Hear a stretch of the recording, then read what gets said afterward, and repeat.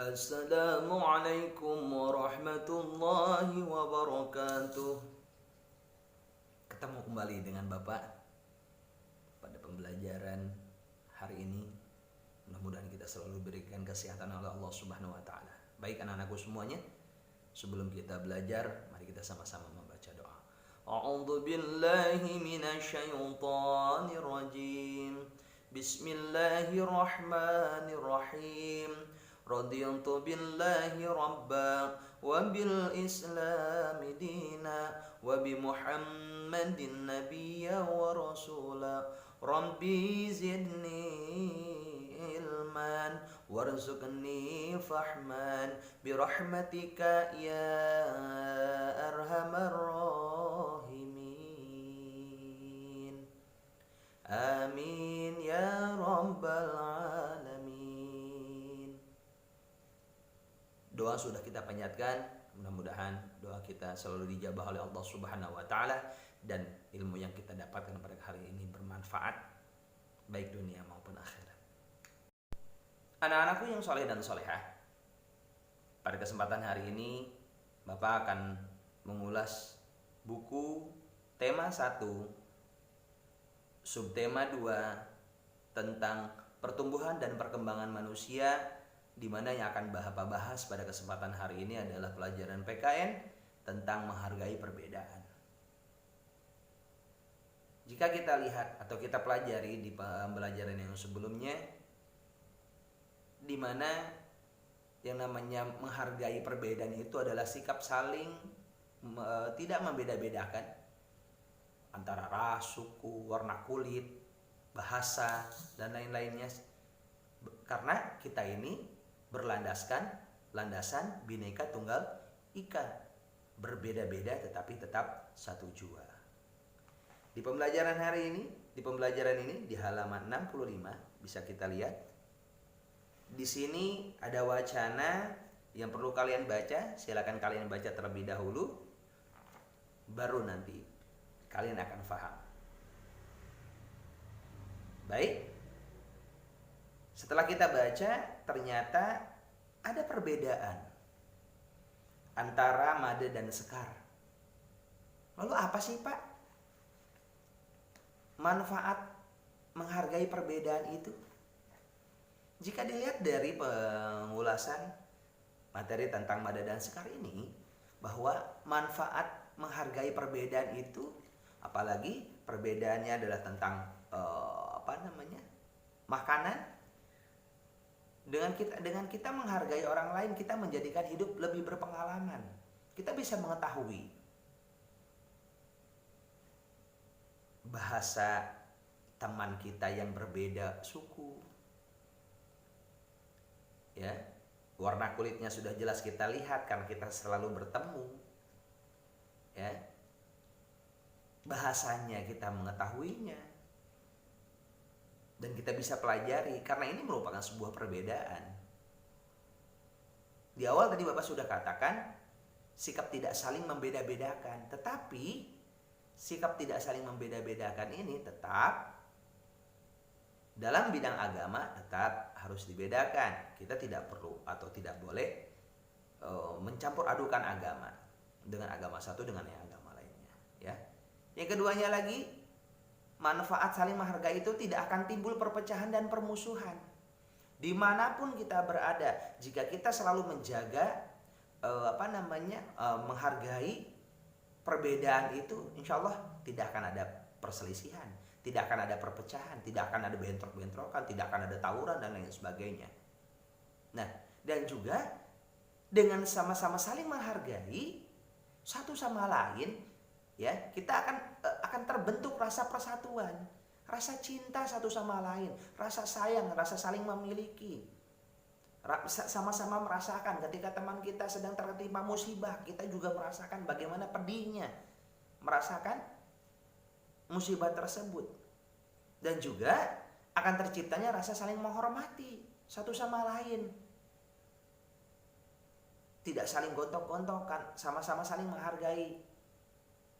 Contoh, dia berwarna kulit hitam, kita berwarna kulit putih, tidak usah saling menghujat, tidak boleh saling mencaci. Disitulah letaknya saling harga menghargai, sehingga satu sama lain saling menghormati.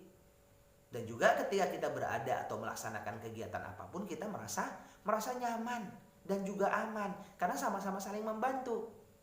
Orang Islam ketika melaksanakan kegiatan keagamaannya, maka orang-orang yang beragama lain saling menjaga. Begitupun kita sebaliknya. Ya, tuh. Dan akan menjaga persatuan dan kesatuan bangsa. Kenapa Indonesia bisa menang cuma hanya dengan menggunakan bambu runcing? Karena persatuan dan kesatuannya kokoh. Kalau saja persatuan dan kesatuannya goyang, kalau saja persatuan dan kesatuannya tidak memiliki kekuatan, maka akan bercerai-berai. Maka ada semboyan mengatakan, bersatu kita teguh, bercerai kita runtuh. Disitulah ketika kita bersatu melakukan kegiatan apapun, pasti akan menjadi mudah dilaksanakan. Yang kedua adalah manfaat hidup rukun. Apa sih Pak manfaatnya?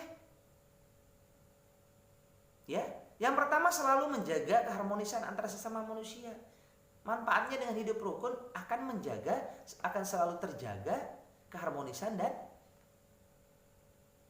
kerukunan sesama manusia. Tidak ada yang membeda-bedakan.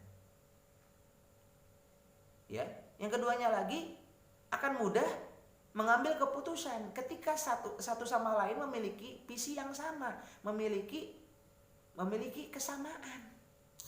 Maka kita mengambil keputusannya pun akan mudah, tidak saling sikut menyikut, tidak saling mencaci memaki, tidak saling mengejek, ya. Karena apa? Karena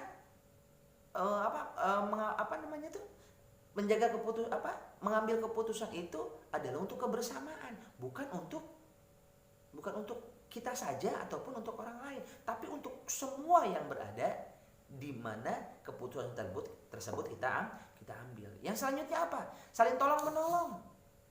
Ketika ada yang satu membutuhkan. Seperti tadi contohnya Bapak katakan, ketika ada teman kita tertimpa musibah, pasti kita merasakan bagaimana menderitanya. Pakaian yang ada cuma hanya menempel di badan saja. Makanan dia harus menunggu bantuan dari orang lain. Ya, belum lagi ketika dia harus dia harus merasakan sakit dan lain sebagainya. Tentunya kita sebagai warga Indonesia harus terenyuh hati kita. Harus harus bisa sadar, oh iya, teman kita sedang membutuhkan. Ayo berbondong-bondong bantu.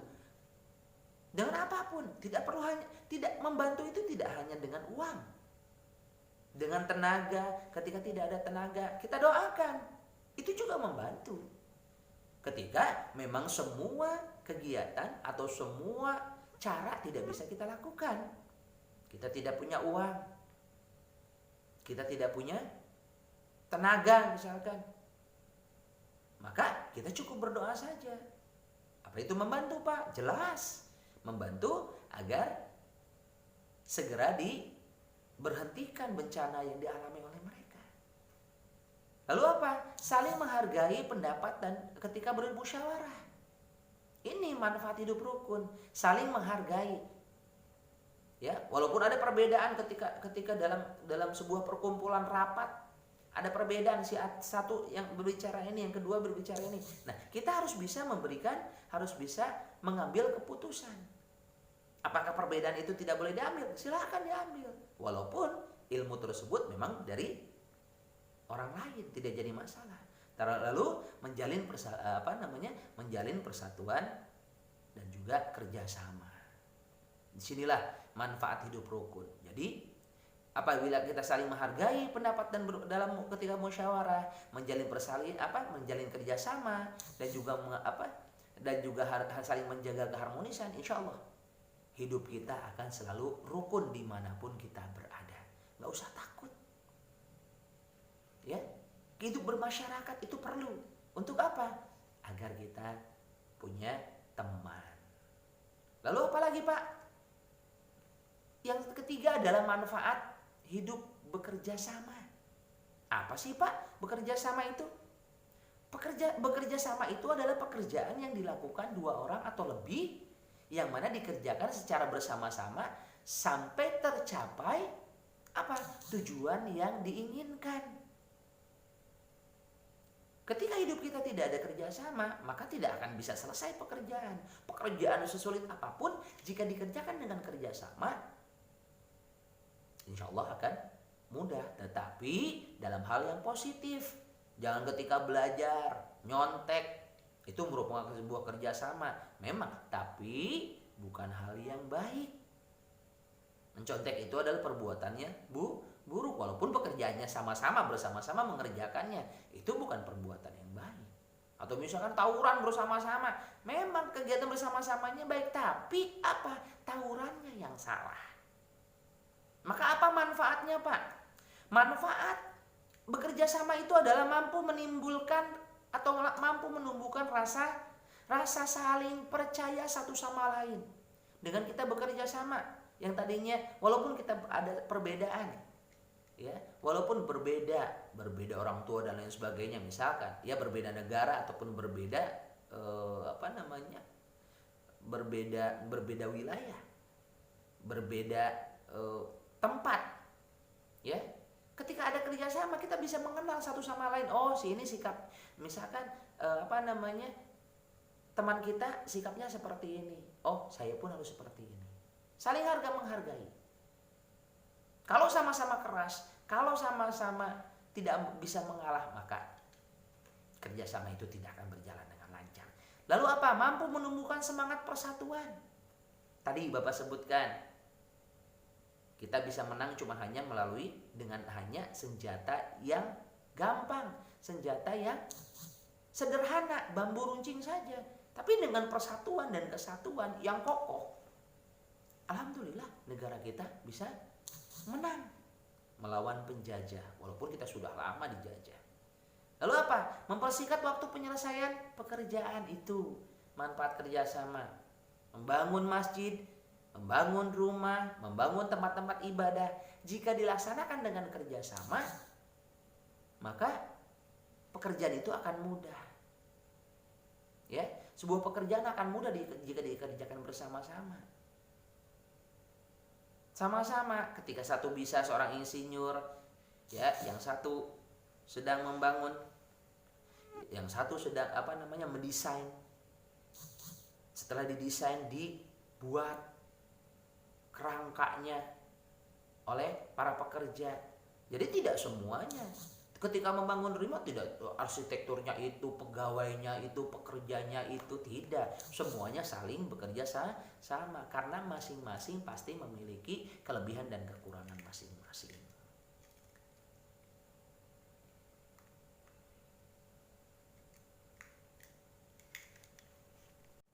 Alhamdulillah, pembelajaran sudah selesai. Mudah-mudahan apa yang tadi disampaikan bermanfaat buat kita semuanya, khususnya bagi siswa dan siswi kelas 3. Selalu semangat belajar, jangan pantang menyerah walaupun kita sedang belajar hanya melalui online. Mudah-mudahan itu tidak mengurangi semangat kalian, tidak mengurangi semangat belajar kalian. Ingat, ada harapan yang besar. Buat apa? Harapan besar dari orang tua kalian. Mudah-mudahan kita semua jadi anak-anak yang pintar dan juga anak-anak yang memiliki agama yang kuat. Terima kasih atas perhatiannya. Mari kita sama-sama membacakan Alhamdulillahi Rabbil Alamin. Akhirul kalam. Wassalamualaikum warahmatullahi wabarakatuh.